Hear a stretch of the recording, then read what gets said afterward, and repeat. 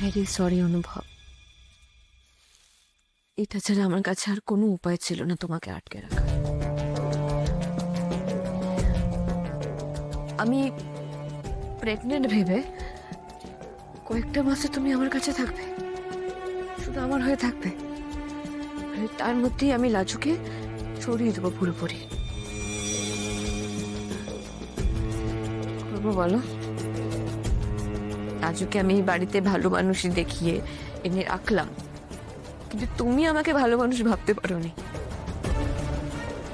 ইউনিভার্সিটির হাতে তুমি আমাকে যা যা বলেছো কোনোদিনও বলবো না অনুভব, জীবনে কোনো never. I love her. I love Laju. You know the truth? আমি ওকে ভালোবাসি। But I'll make sure তুমি লাজুকে পুরোপুরি ভুলে যাবে, আর আমি সহ্য করব না। আর তুমি আমারই হবে, তোমার মন কোনো দিকে যেতে যাবো না।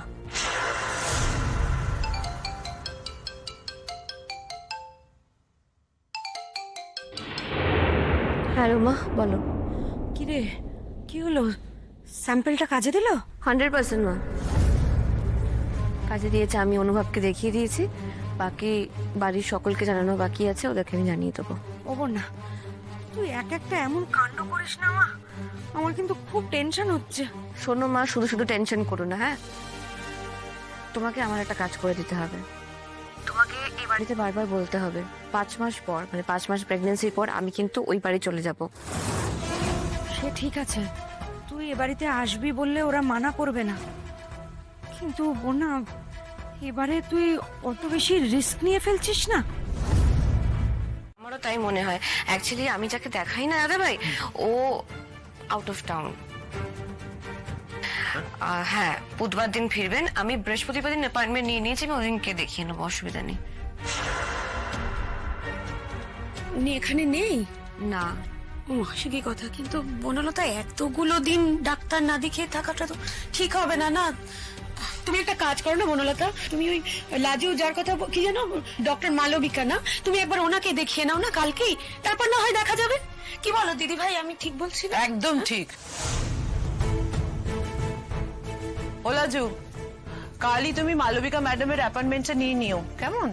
হ্যাঁ, যেটি কোনো অসুবিধা হবে না। আমাকে সময়টা বলে দিই, আমি চলে আসবো। আর লাজু তো যাবে, তোমার আবার যাওয়ার কি দরকার? তুমি অফিস যাও, আমরা ঠিক চলে যাব। বনলতা, আমি আর দিদি ভাই আমরা নয় তোমার সঙ্গে যাই? হ্যাঁ হ্যাঁ হ্যাঁ, তোমাদের যাওয়ার কি আছে? মানে আই মিন, এটা তো সবে একটা ইনিশিয়াল স্টেজ। তোমরা না এত বাড়াবাড়ি করছো, এবার কিন্তু আমি আমার বাড়ি চলে যাব।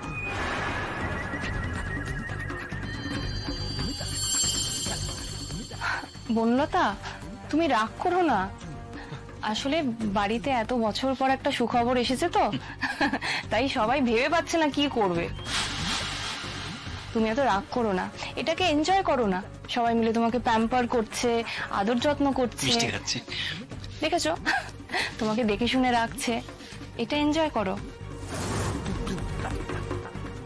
সবাই তো খুব এক্সাইটেড না, তোমাকে নিয়ে তো হইচই করবেই। আচ্ছা ঠিক আছে ঠিক আছে, কাল না হয় বনলতা লাজুর সঙ্গেই যাক। আর আমাদের লাজু তো এখন হাফ ডাক্তার, ও যদি বনলতার সঙ্গে থাকে তাহলে আমাদের আর টেনশনের কোনো কারণ নেই। হ্যাঁ কি, তাই তো লাজু? আমি কলেজে গিয়ে ম্যাডামের সময় নেবো, কিন্তু আসলে আমার মনে হচ্ছে না 5টার আগে হতে পারে। আমি জানিয়ে দেব। ঠিক কথা, লাজু তোর বউকে নিয়ে ডাক্তারের কাছে যাবে, তোর আর কি করার আছে? এরকম ভাবে কথা বলছিস কেন? কিভাবে বলেছি? পিঞ্চ মেরে কথা বলছিস মনে হচ্ছে। সেটা তোর কোনো কারণে মনে হচ্ছে? তোকে পিঞ্চ করে বলার মতো কি কোনো কারণ আছে নাকি? দেখো না, এমনিতে আমি খুব ডিস্টার্ব হয়ে আছি, তার মধ্যে তো বাঁকা বাঁকা কথা ভালো লাগছে না। তোর কিছু বলা থাকলে সোজাসুজি বল, তা নাহলে বলিস না। তুই এত ডিস্টার্ব হয়ে আছিস কেন? তোর বউ এরকম একটা সুখবর দিয়েছে, বাড়ি শুদ্ধ সকলে এত আনন্দে রয়েছে, তুই ডিস্টার্ব? এটা কি প্রথমবার বাবা হওয়ার টেনশন? এই যে বললো তো প্রেগনেন্ট, তুই খুশি হসনি? তুই খুশি হয়েছিস? অফকোর্স আমি খুশি। এত ভালো খবর আমি খুশি হব না? তাহলে ডিস্টার্ব হয়ে আছিস কেন? তোকে তো দেখে মনে হচ্ছে না তুই এক বিন্দু খুশি হয়েছিস। এটা কি নর্মাল? তুই এক্স্যাক্টলি কি বলতে চাইছিস? কিছুই না। তোর আর বনলতার, সরি, ছোট বৌদির মধ্যে সবকিছু প্যাচ আপ হয়ে গিয়ে একেবারে প্রেম হয়ে গেছে, এটা আমি জানতাম না, তাই একটু অবাক হয়েছি। Anyway, congratulations.